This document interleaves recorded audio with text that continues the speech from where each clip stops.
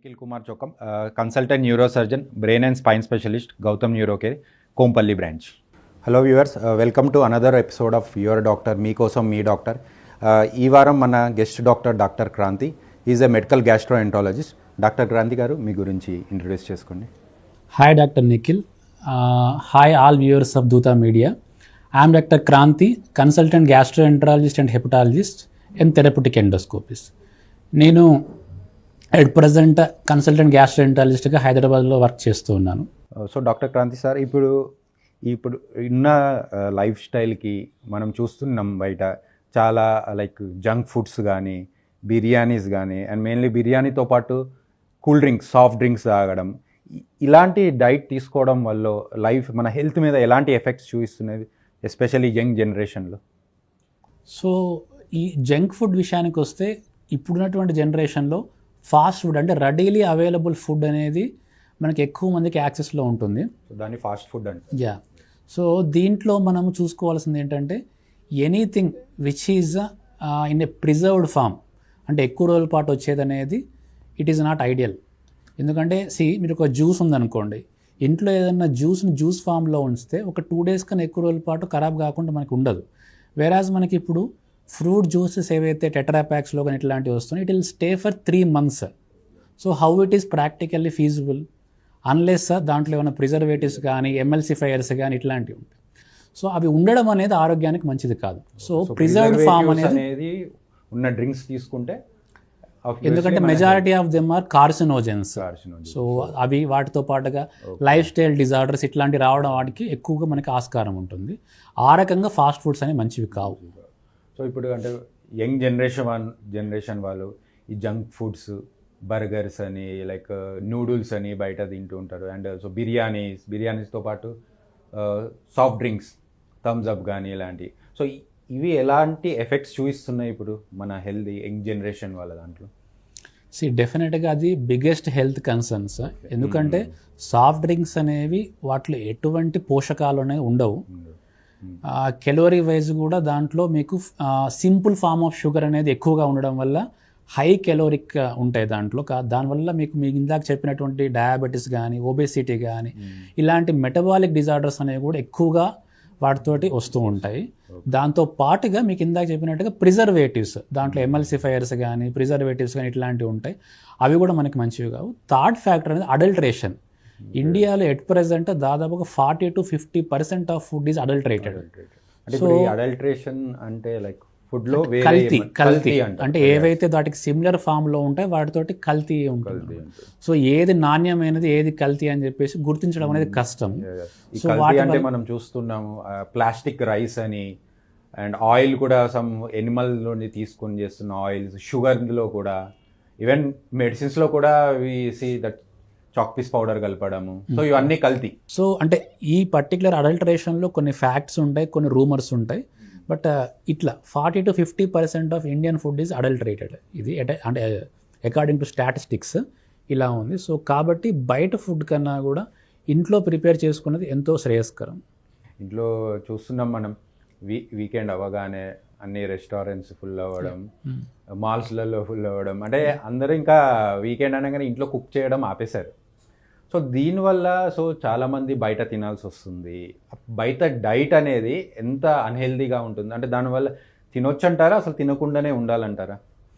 Unless తప్పనిసరి అయితే తప్ప మెజారిటీ బయట తినడం అనేది అవాయిడ్ చేయడం అనేది బెటర్. ఎందుకంటే చాలామంది మనకి టైం కన్స్ట్రెయింట్స్ వల్ల కానీ, టైం లేకపోవడం ఇట్లాంటి వాటి ద్వారా, ప్లస్ బయట ఉన్నటువంటి అడ్వర్టైజ్మెంట్స్ ద్వారా పలానా దగ్గర ట్రై చేస్తే ఎట్లా ఉంటుందని చెప్పేసి ఆ ఫ్యాంటసీ తోటి కూడా వెళ్తూ ఉంటారు. బట్ థింక్ ఏంటంటే అప్పుడప్పుడు పర్లేదు, రెగ్యులర్గా మాత్రం వద్దు. ఎందుకంటే ఎంత టైం లేకపోయినా ఎట్లా ఉన్నా మనకి biggest priority should be our health.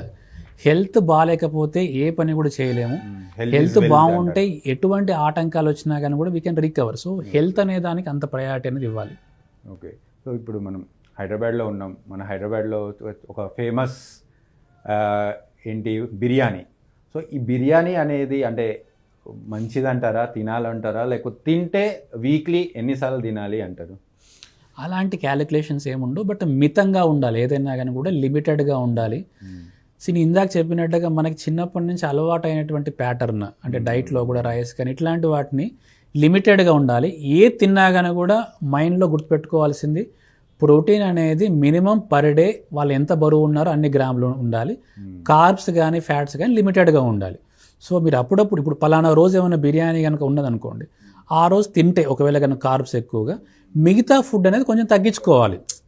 దాని ద్వారా we can compensate it. So మనకి ఏదో కోల్పోతున్నట్టుగా ఉండదు, సేమ్ టైం మన యొక్క హెల్త్ కూడా బాగుంటుంది. అంటే per day ideal calorie intake మనం ఎలా 2500 to 3000 అని అంటారు. సో ఆ విధంగా క్యాలిక్యులేట్ చేసుకొని ఆ డే రోజు కంపెన్సేట్ చేసుకోమంటారు. సో అంటే it depends upon how active we are. కొంతమంది అంటే ఎక్సెసివ్గా ఉంటుంది వాళ్ళ యాక్టివిటీ, అంటే వాళ్ళు ఖర్చు పెట్టేటువంటి క్యాలరీస్ అనేది ఎక్కువగా ఉంటాయి. కొంతమంది సెడెంటరీగా ఉంటారు. దాన్ని బట్టి మనం ఎంతైతే రోజులో ఖర్చు పెడుతూ ఉంటాం అంతకన్నా ఎక్కువ మాత్రం తినొద్దు. That will call it as calorie deficit. So మనం ఎంతైతే ఖర్చు పెడుతున్నామో అంతకన్నా తక్కువ కనుక తింటే డెఫినెట్గా మనం వెయిట్ గెయిన్ అవ్వము.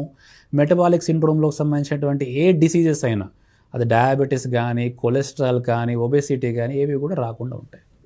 ఇప్పుడున్న ఇంకోటి వన్ ఆఫ్ ద మేజర్ ఇండియాలో ఉన్న కన్సర్న్ ఒబేసిటీ అని అంటారు. ఒబేసిటీ, ఈ ఒబేసిటీ మనం క్యాలిక్యులేట్ ఒక బాడీ మాస్ ఇండెక్స్ అంటారు. అంటే ఎంత వాల్యూ ఎబోవ్ మనం ఓవర్ వెయిట్ అంటాం, ఎంత వాల్యూ ఎబోవ్ని మనం ఒబేసిటీగా క్రైటీరియా తీసుకుంటాం.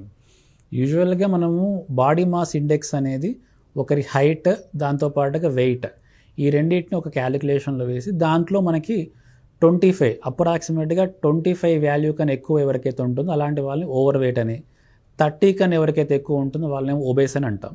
ఒబేస్ అంటే ఊబకాయం అంటారు తెలుగులో. సో ఈ ఒబేసిటీ అనేది చాలా డిసీజెస్కి ఒక రూట్ కాజ్. మెయిన్గా it will start with insulin resistance. అంటే ఇన్సులిన్ అనేది ఉత్పత్తి అయినా కానీ కూడా ఎక్కడైతే వర్క్ చేయాలో అది చేయదు. దానివల్లనే వాళ్ళు డయాబెటీస్ కానీ, కొలెస్ట్రాల్ ఎక్కువ ఉండడం కానీ, వాటికి సంబంధించిన స్పెక్ట్రమ్ లైక్ పీసీఓడిస్ ఫిమేల్లో ఉంటుంది, పీసీఓడిస్ రావడం కానీ, సోరియాసిస్ ఇంకెక్కువగా అగ్రవేట్ అవ్వడం కానీ, ప్లస్ కొంతమందిలో ఆర్థరైటిస్ ఉండడం కానీ, న్యూరలాజికల్ ప్రాబ్లమ్స్, ఇవన్నీ కూడా ఒకదానితో ఒకటి సంబంధం ఉంటాయి. సో అల్టిమేట్గా ఎవరైతే వాళ్ళ వెయిట్ అనేది ఈ రేంజ్లో అంటే 25 కన్నా తక్కువగా ఉంటుందో ఈ స్పెక్ట్రమ్కి సంబంధించినటువంటి డిసార్డర్స్కి ఎఫెక్ట్ కాకుండా ఉంటారు. ఇప్పుడు ఒబేసిటీ అన్నారు కాబట్టి మనకు మెటబాలిక్ సిండ్రోమ్ అని ఒకటి ఉంటుంది. అంటే ఈ మెటబాలిక్ సిండ్రోమ్ అంటే ఏంటి, అంటే ఎందులో చూస్తాము, ఎవరికి వస్తుంది ఇది?